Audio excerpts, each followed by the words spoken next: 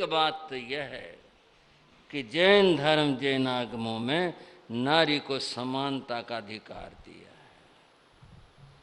है। एक आध बात आलोचना की नहीं है, वैसे बता रहा हूँ। ऐसा पढ़ा, मैं नहीं कह सकता वो कितना, वैसे पढ़ा तो प्रामाणिक किताब में, ये यूँ तो मैं नहीं कह सकता कोई अखबार की कटिंग थी, पुस्तक की बात बता रहा हूँ। इस्लाम के जो शरीयत है उसके अंदर नारी का आधा वोट है, आदमी का पूरा वोट है, नारी का आधा वोट है। गवाही देनी पड़े, 2 औरतों के गवाही एक आदमी के बराबर होगी। अगर कहीं गवाही औरत को देनी पड़ जाए, एक तो आधे गवाही, 2 अगर देंगे तो एक गवाही मानी जाएगी। आदमी एक गवाही देगा, एक आदमी, उसकी गवाही पूरी मानी जाएगी। बताओ। अब ये मैं कह रहा हूं कि हम लोग कोई आलोचना है तो कर नहीं रहे किसी की, मैं तो जो बातें पढ़ने में आती हैं वो बताने लग रहा हूं। कहना यह है कि जैन धर्म के अंदर नारी को बराबरी का अधिकार दिया गया है। ये बात सिर्फ कहनी थी, बतानी थी। और यहाँ 10 महासतियों का जिक्र है कि जिन्होंने साधना करके आत्मकल्याण किया। बंधुओं, इनके जो आत्मकल्याण की कथा वो भी बड़ी अद्भुत है। ये तो आप सुन ही चुके हो कि इन 10 जो अभी आपके सामने नाम लिए गए थे महासतियों के, ये सती कैसे बनी ये तो जिक्र आएगा ही। सवाल इनमें से 8 कृष्ण की पटरानियां हैं और 2 कौन हैं? पुत्रवध हैं। इन्हें वैराग्य कैसे हुआ ये जानने की बात है। इस बात को जानने के लिए हम इस कथा को कुछ आगे बढ़ाते हैं। एक बार 22वें तीर्थंकर भगवान अरिष्णेमीनाथ द्वारिका पधारे। द्वारिका के बाहर उद्यान में विराजमान हुए। ये घटना कभी की पिछली घटना अपने समय में हुई, ये और का प्रसंग अनेक बार यहाँ पर भगवान का पदार्पण हुआ था। इस बार की कुछ नई बात सामने आ रही है, भगवान का पदार्पण हुआ। सब लोग भगवान के दर्शनों को गए। वासुदेव श्री कृष्ण भी गए, प्रभु के दर्शनों के लिए गए। शायद कोई व्यक्ति ये सोचे, इन जैनियों ने अपनी किताबों में ना ऐसा बना रखा है, कृष्ण जी दर्शन करने के, क्यों जाएंगे दर्शन करने के लिए? कृष्ण जी भगवान है, क्यों जाएंगे वो? देखो अपनी सोच। मैं कुछ बात बता रहा हूं भगवान अरिष्णेमी के बारे में और श्री कृष्ण के बारे में। भगवान अरिष्णेमी, ये तो पारिवारिक दृष्टि से तो आपको पता है कि आपस में इनका परिवार एक था। लेकिन यहां जो प्रसंग है समझने का वो ये है, अरिष्णेमी जो हम कहते हैं ना कि बस हमारे हैं, ऐसा नहीं, बड़ा व्यापक व्यक्तित्व है। पहली बात तो ये जो मैं कह रहा था, भाई श्री कृष्ण क्यों दर्शन करने जाएंगे? एक ऋषि हुए, वैदिक कथा बता रहा हूं, उनका नाम था घोर अंगिरस ऋषि। क्या नाम लिया? मुश्किल सा नाम है ना थोड़ा। घोर अंगिरस ऋषि, ये इस नाम से ऋषि हुए। आया वैदिक ग्रंथों में वर्णन कि श्री कृष्ण घोर अंगिरस ऋषि के दर्शन करने गए। तो इसका मतलब श्री कृष्ण साधुओं के, ऋषियों के, मुनियों के दर्शन करने जाते थे। अगर अरिष्णेमी को हम एक ऋषि मान ही लें, चलो हमारे इसमें तीर्थंकर, उनको उस भाषा में ऋषि कह लें और दर्शन करने चले गए, फिर क्या बात हो गई? जब वो अंगिरस ऋषि के दर्शन करने जा सकते हैं तो और ऋषियों के दर्शन करने नहीं जा सकते। इस बात में कोई आपत्ति नहीं है कि वो क्यों गए दर्शन करने।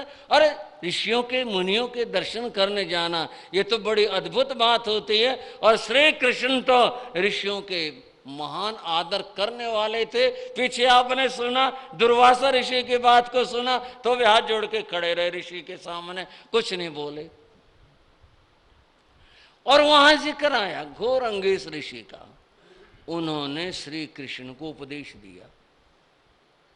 और क्या उपदेश दिया? श्री कृष्ण को कहा यह आत्मा अविनाशी है, इसका कभी नाश नहीं होता। ये मूल के अंदर है ग्रंथ में। उपदेश 3 दिए और एक क्या दिया? पहली बात कही आत्मा अविनाशी है, इसका कभी नाश नहीं होता। ये आत्मा अजन्मा है, इसका जन्म भी नहीं होता।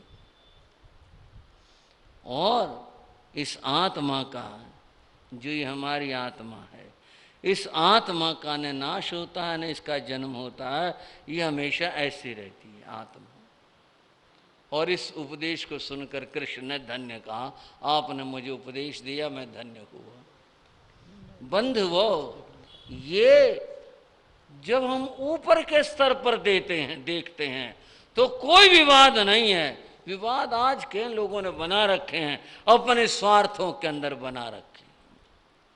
थोड़ी सी बात कर लेते हैं, जिक्र तो आगे करना है। भगवान अर्शनेमी का, अर्शनेमी की कथा किसी न किसी रूप से प्राकांतर से दुनिया में प्रसिद्ध है, लेकिन अर्शनेमी के नाम से प्रसिद्ध नहीं है। चीन के अंदर एक देवता का नाम आता है, चीन में उस देवता का नाम फोहो है, चीनी नाम है। आपको क्या मतलब तो क्या बताएं, चीनी नाम है। क्या नाम लिया मैंने? फोहो, ये नाम है। देवता माना जाता उसको, फो को। वो जो फो है वो शादी करने जाता है, उसकी कथा फो की। फो शादी करने जाता है और जहां शादी करने गया वहां पशु बंधे हुए थे और उनको मार करके उन बारातियों के लिए भोजन बनना था। फो ने सवाल किया, भाई ये पशु क्यों बंधे हुए हैं? तो बताया उसको। तो फो शादी छोड़ करके वापस लौट आया और फिर उसने संन्यास ले लिया। फो की कथा।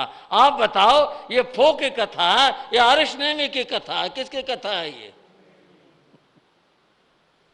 और देशों में भी इस तरह देवताओं के और संतों की कथाएं हैं, जिनके अंदर ये कि वो जाते हैं और जाकर के लौट आते हैं। शबरी का नाम तो बहुत प्रसिद्ध है ना, क्यों भाइयों? बोलो जरा। शबरी, शबरी की कथा ये है कि शबर कहते हैं भील को। शबर नाम है भील का। ये भीलनी थी, भीलनी भी कहते हैं इसको, भीलनी के बेर खाए। और शबरी भी कहते हैं इसको। शबर नाम है भील का। भील एक जाति है, भारतवर्ष के जंगलों में रहते हैं। इसका नाम कुछ और था। ये जब युवा हुई, इसके विवाह की तैयारी की गई और विवाह के लिए पशु मारने के लिए लाए गए थे। ये शबरी जो थी, जिसका जिक्र कर रहे हैं, रात को उठी। इसने अपनी माँ से पूछा था कि ये इतने सारे भेड़ बकरियां हिरण क्यों लाए गए हैं? इसकी माँ ने कहा तेरी शादी है। ये लड़के शबरी रात को उठे और घर से भाग गई और मिली नहीं, और शादी की टाल हो गई। जब मिली लड़की नहीं मिली, शादी होती कहाँ से? फिर ये जंगलों में रहने लगे, बाद में पता चला, और ये राम भक्त हो गए, राम के उपासक हो गए। अब बताओ इसके मूल में क्या कथा आई? ठीक है, वो एक लड़के की कथा है। ये अर्शनेमी एक पुरुष की कथा है, राजकुमार की कथा है।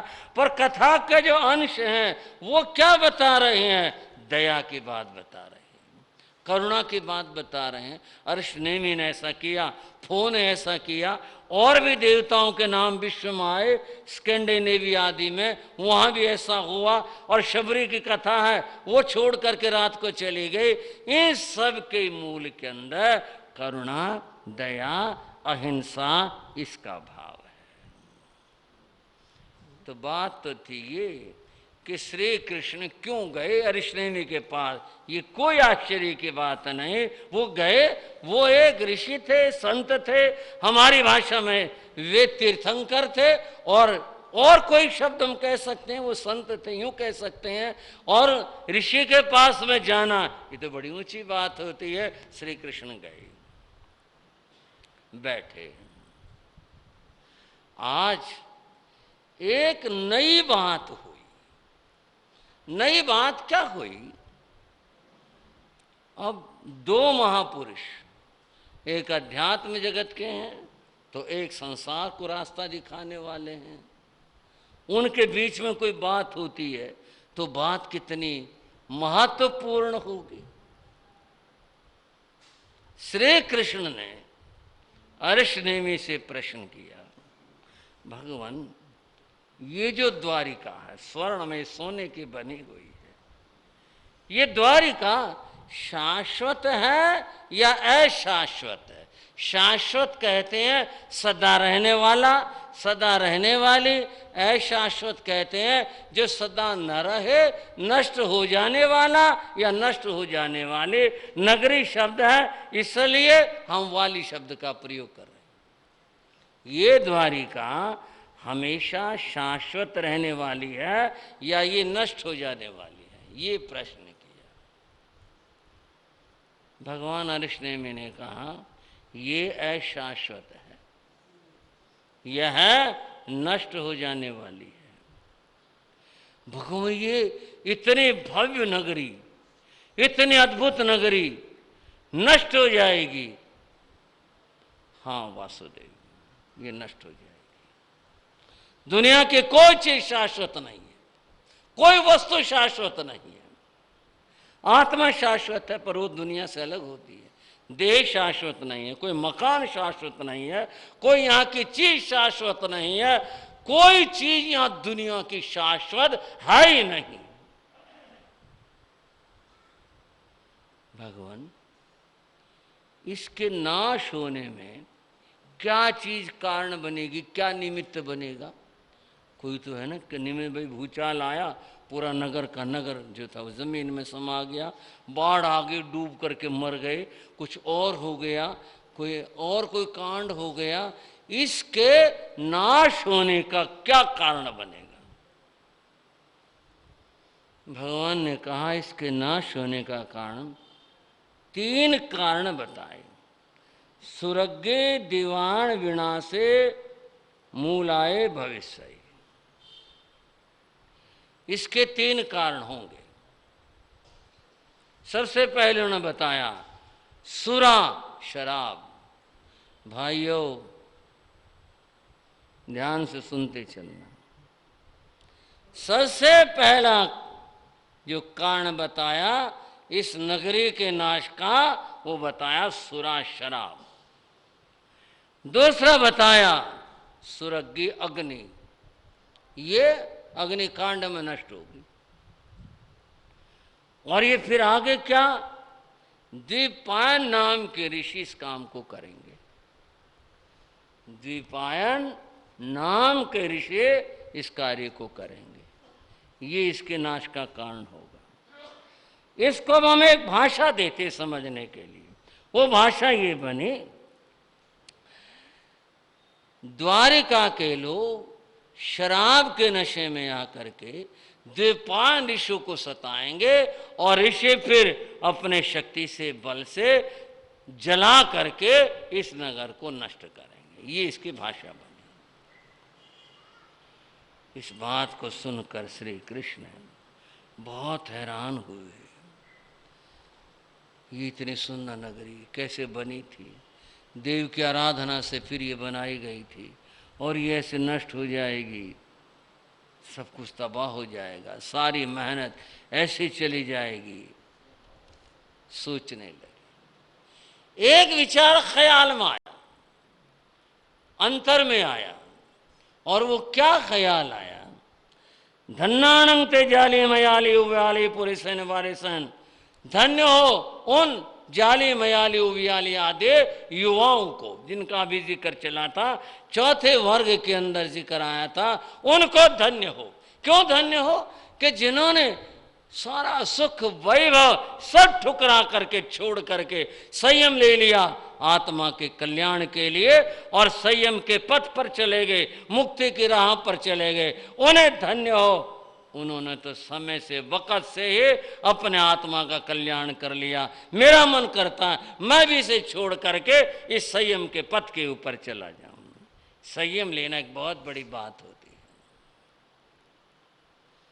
सर्वज्ञ सर्वदर्शी भगवान अरिष्णेमि ने कहा, वासुदेव ऐसा नहीं हो सकता, न पहले कभी हुआ और न तुम कर सकते हो, न कभी आगे होगा।